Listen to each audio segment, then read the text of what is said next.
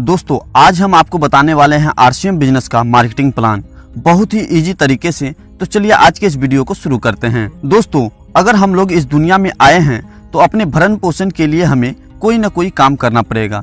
क्योंकि काम करने से ही हम लोगों को पैसा मिलेगा और पैसा मिलेगा तो ही हम उसे खर्च कर पाएंगे अपने जरूरतमंद सामान के ऊपर। और ये जरूरतमंद सामान हम लोग लाते कहाँ से हैं? तो अपने नजदीकी बाजार से। दोस्तों जब हम लोग बाजार जाते हैं कोई सामान लेने तो वहाँ हम लोग एक कस्टमर होते हैं और हम कस्टमर जो भी सामान लाते हैं वो लाते हैं किसी न किसी रिटेलर के पास से। तो क्या दोस्तों ये रिटेलर कोई भी सामान अपने घर में बनाता है? नहीं, ये अपने आगे किसी होलसेलर से लाते हैं।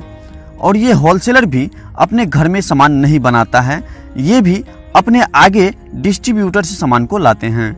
और ये डिस्ट्रीब्यूटर भी अपने से आगे C&F एजेंसी से सामान को लाते हैं। और ये C&F एजेंसी सामान कहाँ से लाते हैं? तो ये लाते हैं फैक्ट्री से। तो दोस्तों ये है एक प्रोडक्ट सप्लाई चेन जिसके माध्यम से कोई भी सामान फैक्ट्री से हम कस्टमर तक पहुंचता है।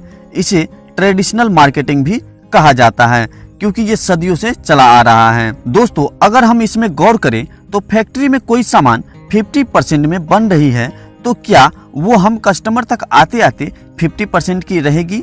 जी नहीं, उस सामान की कीमत 2 गुनी या उससे ज्यादा भी हो सकती है।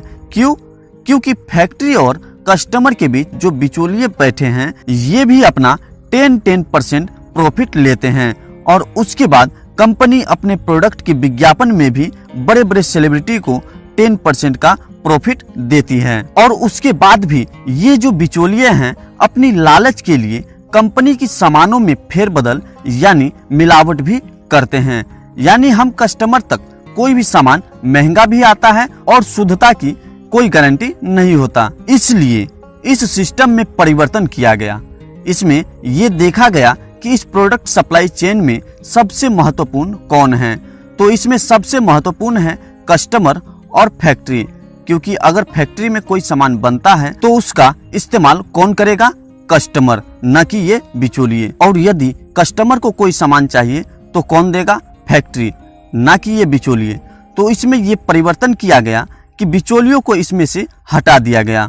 और उसके बाद फैक्ट्री यानी कंपनी ने हर एक एरिया में अपना एक दुकान खोल दी जहां हर कस्टमर आकर सामान खरीद सकता है। और जहां पर ये दोनों ही आ गए वहां पर मार्केट स्टार्ट हो गया और इसी का नाम दिया गया RCM यानी राइट कंसेप्ट ऑफ मार्केटिंग।